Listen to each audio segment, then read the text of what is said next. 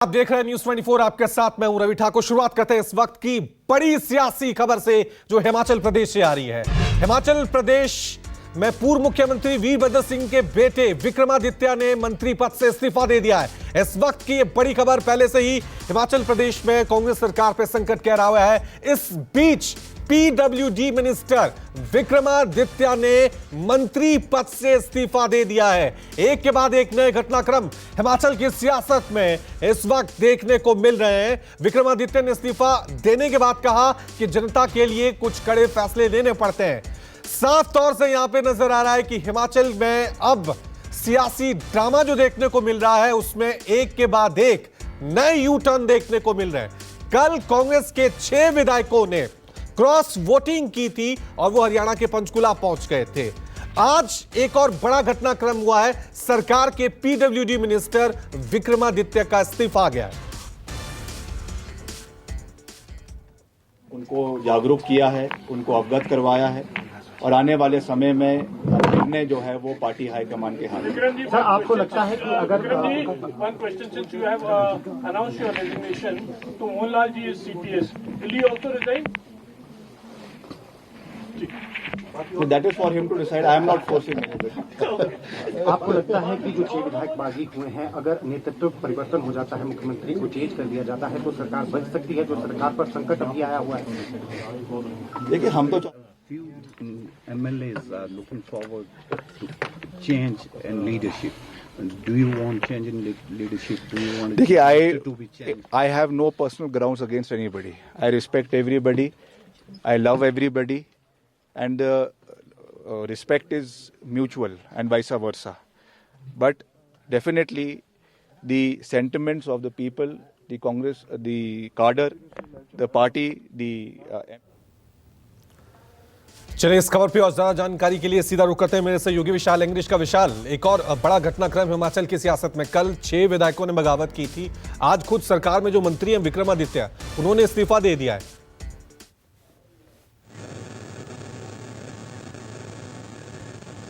देखिए, हमने सुबह ही बोल दिया था कि कुछ और जो विधायक हैं वो कहीं ना कहीं राजेंद्र राणा और सुधीर शर्मा के संपर्क में है और यही कारण था कि राजेंद्र राणा ही इस ग्रुप को लीड भी कर रहे हैं। बेशक जहां से पंचकुला से रवाना हो चुके हैं और वहीं पर कांग्रेस ने भी 2 अपने पर्यवेक्षकों की नियुक्ति भी कर दी है, जिनमें हरियाणा के पूर्व मुख्यमंत्री भूपेंद्र सिंह हुड्डा भी हैं। इस समय भी मैं उनके घर पर ही मौजूद हूं और वहीं पर डीके शिव कुमार को भी ऑब्जर्वर लगाया गया है और इसी के चलते ही हुड्डा बाद दोपहर शिमला पहुंच सकते हैं। और वहीं पर जिस तरह से विक्रमादित्य ने रेजिग्नेशन दिया है, कहीं ना कहीं ये सुक्खू की जो एडमिनिस्ट्रेशन है उसके लिए एक बड़ा झटका समझा जा सकता है, क्योंकि वहीं पर जो सूत्र भी बता रहे हैं कि इस समय एक गैप पैदा हो चुका था हाईकमांड और जो सरकार के बीच का गैप था और यही कारण बना, क्योंकि लगातार ही राजेंद्र राणा हो, जहां सुधीर शर्मा हो, जहां देवेंद्र भुट्टो हो,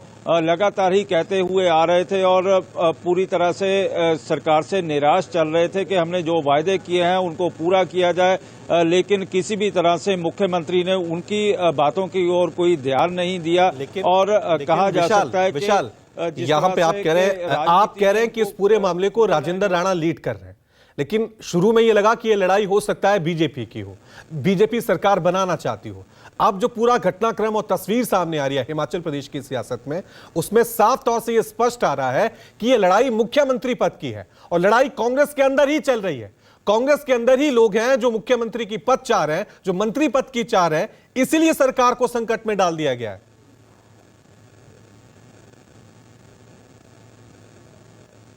देखिए, क्योंकि बीजेपी को मौका चाहिए था और कांग्रेस की लड़ाई ने बीजेपी को मौका दिया और यही कारण बना अभिषेक मनु सिंघवी की हार का भी।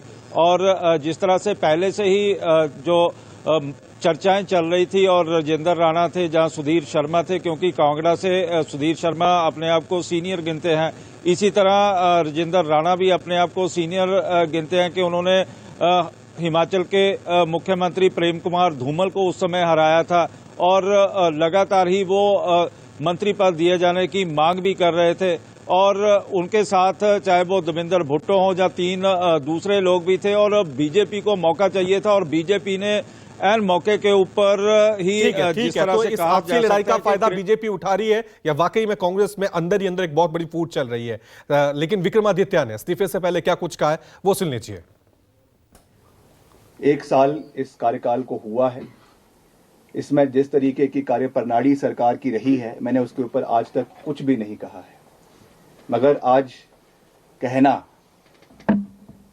और उसको स्पष्ट तरीके से कहना, ये मेरी रिस्पॉन्सिबिलिटी हमारे प्रदेश की जनता के प्रति, हमारे लोगों के प्रति और जिन लोगों का विश्वास हम में है, जिन्होंने इस पार्टी को लाने में अपना भरपूर सहयोग और समर्थन दिया है, उनके प्रति ये मेरी जवाबदेही है। मैंने हमेशा से ये बात कही है, मेरे लिए पद महत्वपूर्ण नहीं है, मेरे लिए कैबिनेट बर्थ महत्वपूर्ण नहीं है। For me the most important thing is the relationship with the people of Himachal Pradesh, और वो किसी पद से नहीं आता है, वो एक विश्वास लोगों के साथ होता है। मगर जिस तरीके की व्यवस्था पिछले 1 साल के अंदर सरकार के अंदर रही है, उसमें जो घटनाक्रम हुए हैं, जो विधायकों के साथ कहीं ना कहीं अनदेखी हुई है, कहीं ना कहीं जो विधायकों की आवाज को दबाने की कोशिश की गई है, आज उसका परिणाम है कि हम इस कगार के ऊपर जो है वो खड़े हुए हैं। प्रदेश के अंदर जो फिस्कल मिसमैनेजमेंट हुई है वो हमारे सामने है, जो गवर्नेंस सरकार की रही है वो हमारे सामने है।